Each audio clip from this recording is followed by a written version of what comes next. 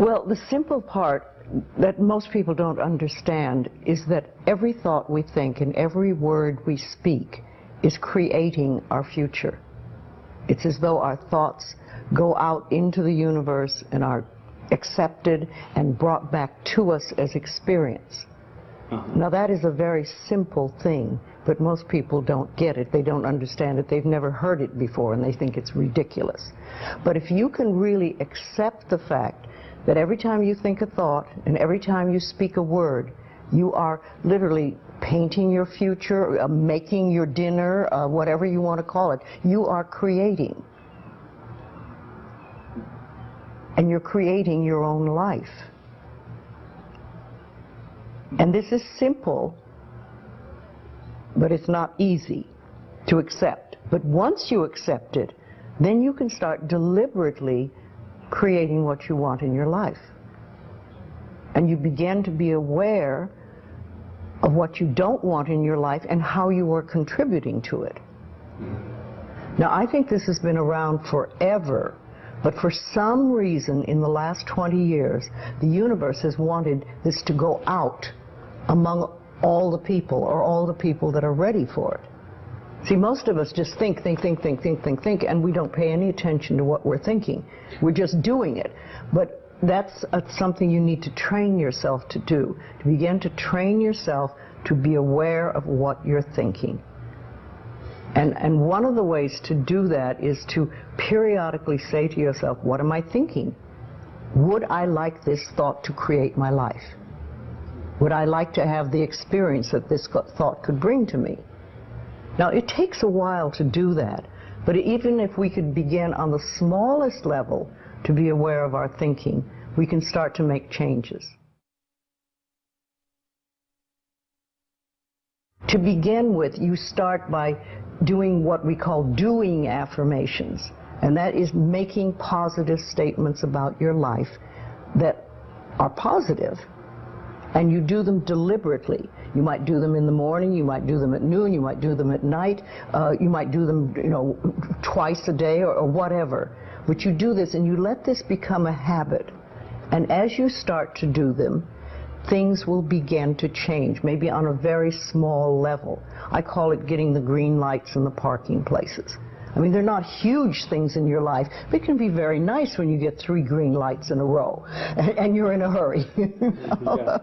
Doing an affirmation is either writing it down, writing it on the wall or the mirror, or using just saying it. What I like people to do is to stand in front of a mirror and do their affirmations.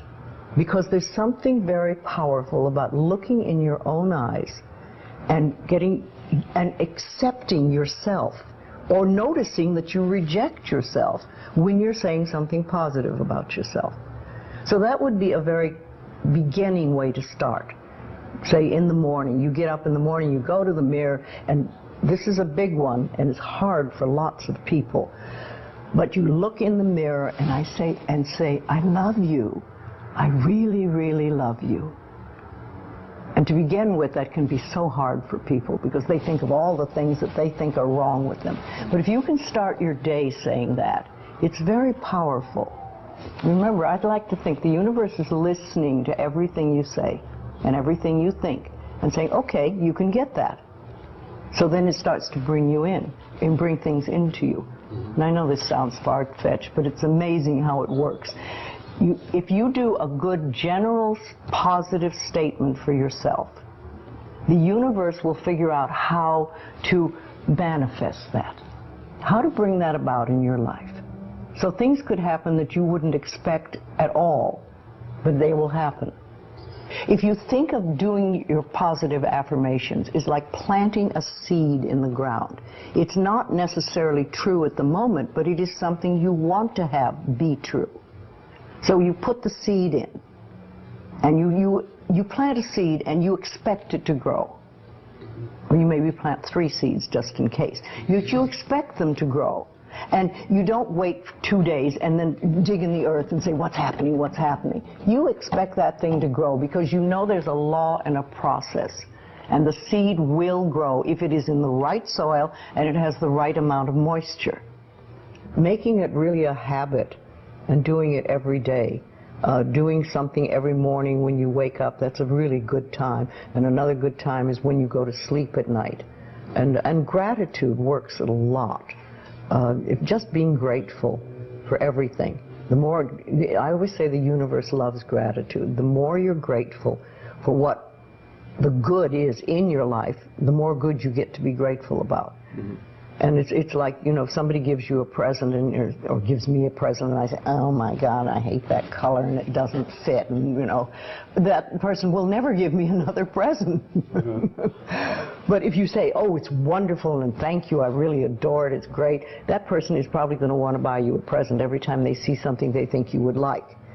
And it's like that with the universe. The universe loves gratitude.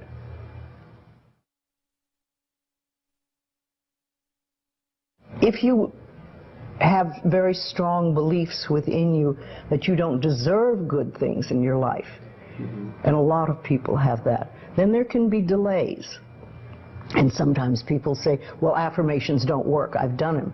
But when they're doing, for instance, prosperity affirmations, and they've done some prosperity affirmations, and they say it doesn't work, nothing's happening. And I say, well, all right, how many prosperity affirmations did you do in a day?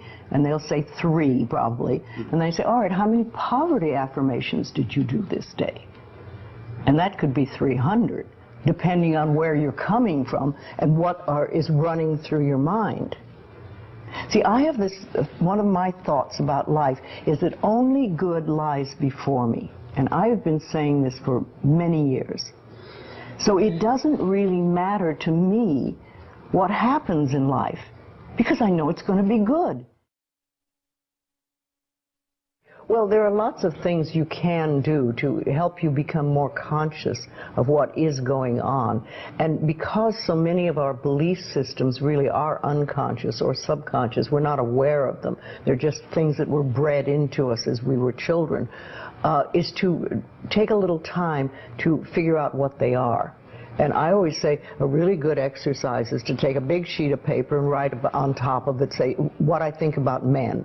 And then another one, what I think about women, what do I think about money, what do I think about any subject you can think of. And just write all the things that come out of your thoughts. And whether they sound good or not, just write them down. And any one subject, if you just write them all down and then look at them and see how many are positive and how many are negative. And if you can take those negative ones and turn them around, make them into positive affirmations, then you can start clearing up what you believe about, say, money that is not positive for you, mm-hmm. and or is keeping you from bringing money in.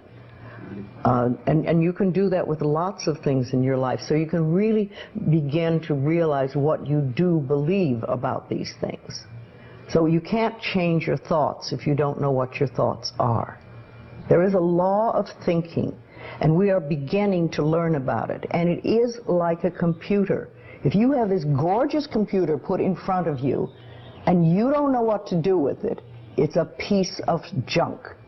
But if you learn the language of the computer, miracles happen. And that is what the law of thinking is. When you learn how it works, miracles happen. What you think and what you believe, it's what will come true for you. Your thoughts create your life.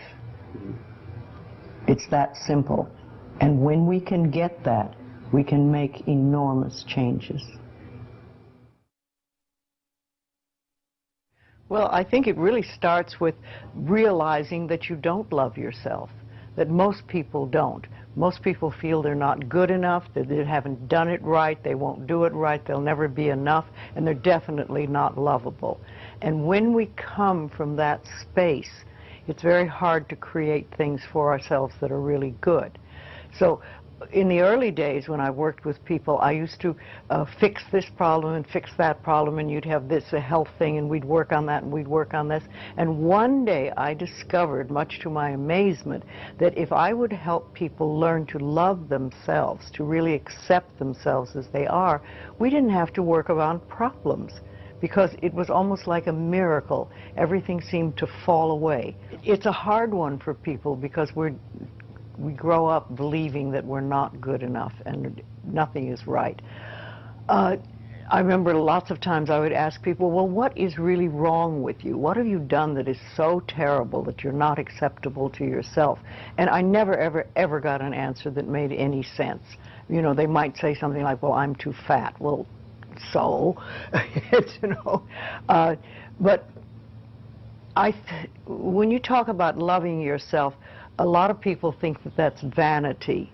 But it isn't really. It has nothing to do with that. That is narcissistic.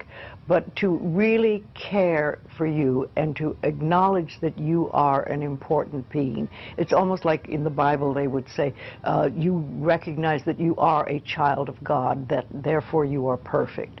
But even if you're not a biblical person, if you can recognize that you are a being that has self-worth, if you can really recognize your own worth, then you start to treat yourself differently. And I think that's what's so very important about loving yourself, is you stop beating yourself up, you stop making yourself wrong, you stop talking about how awful you are, and you stop saying things like, I'm really stupid and stuff, and you start to treat yourself with a certain amount of respect.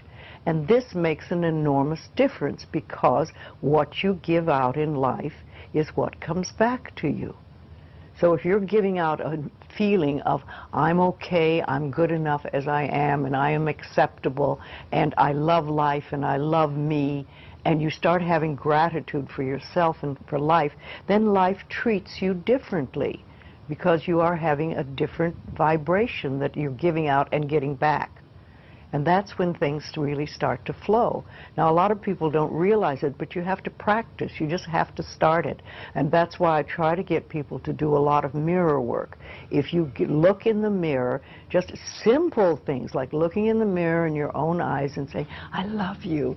I really, really love you. And it helps if you use your name, Louise, I love you. I really love you.